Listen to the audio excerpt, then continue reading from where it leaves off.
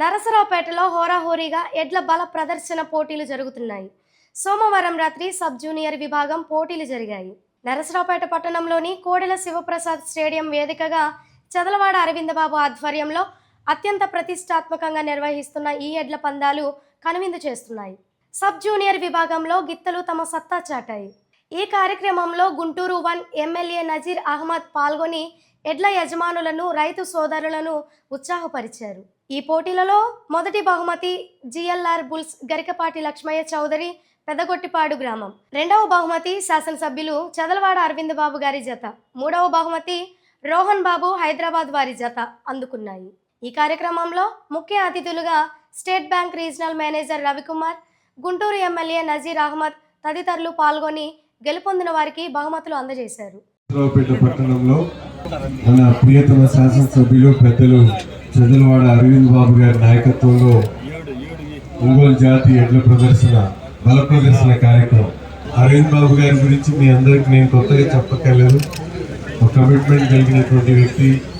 ఆయన ప్రాక్టీస్లో కూడా ఎంతో ఉన్నత స్థాయికి ఎదిగినటువంటి వ్యక్తి. అలాగే ఈరోజు రాజకీయాల్లో కూడా పల్నాటికే ముఖద్వారం ఉన్నటువంటి నరసరావుపేట ప్రాంతంలో అనేక అభివృద్ధి కార్యక్రమాలు, సంక్షేమ కార్యక్రమాలు, చంద్రబాబు నాయుడు గారి ఆధ్వర్యంలో నడుస్తున్నటువంటి ప్రతి ఒక్క కార్యక్రమాన్ని కూడా ఎంతో ఘనంగా ఈ ప్రాంతానికి తీసుకొని వస్తూ గత చరిత్రకు ఉన్నటువంటి కోడెల శివప్రసాద్ గారి నాయకత్వాన్ని ప్రతిబింబించేటువంటి విధంగా, ఆయన ఆలోచనకు తగినట్టుగా ఈ ప్రాంతాన్ని అభివృద్ధి చేసేటువంటి దిశగా తీసుకొని వెళ్తున్నటువంటి అరవింద్ బాబు గారికి హృదయపూర్వకమైనటువంటి ధన్యవాదాలు తెలుపుతూ, ఎంతో చక్కగా ప్రతి ఒక్కరిని కూడా ఆప్యాయతగా పిలుస్తూ నవ్వుతూ వాళ్ళందరినీ కూడా స్వీకరించేటువంటి మనస్తత్వం.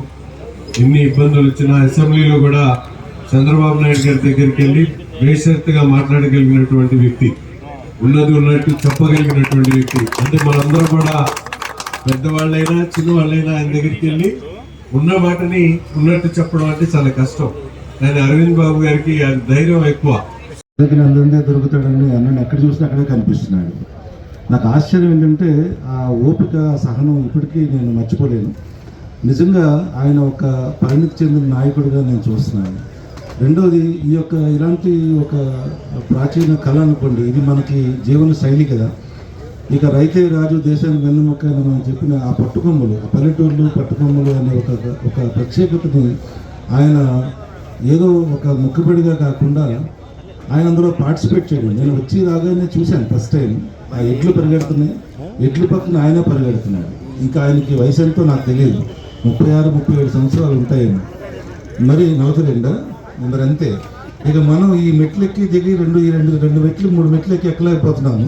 ఆయన ఆల్మోస్ట్ ఆ ఎడ్లతో ఆ చివరి నుంచి చూస్తున్నాడు. ఆ ప్రభ దగ్గర నుంచి బయలుదేరితే ఆల్మోస్ట్ ఇది. ఇకపోతే ఈ ఏర్పాట్లు, ఇలాంటి పందాలు నేను చాలా 2-3 చూశాను. కానీ ఇది ఒక పండగలాగా ఉంది, ఆల్మోస్ట్ ఒక పండగ వాతావరణం లాగా. ఆ కోటప్పకొండ తిరునాళ్ళు జరుగుతున్నట్లు ఆ ప్రభలు ఎలాగైతే కనిపిస్తాయో అట్లాంటి ప్రభలు, ఇవన్నీ కూడా ఒక అద్భుతమైనటువంటి ఒక కార్యక్రమంగా, అంటే నిబద్ధతతో చేయడం అంటాం. ఏదో మొక్కుబడిగా చేసినట్టు కాకుండా నిబద్ధతగా చేయడం. ఇప్పుడు నాకు కూడా చెప్తున్నాడు మా అన్న, సిఎస్ఆర్ యాక్టివిటీ కింద నెట్లు మేపమంటున్నాడు నన్ను కూడా. చూడండి, ఇది పరిస్థితి.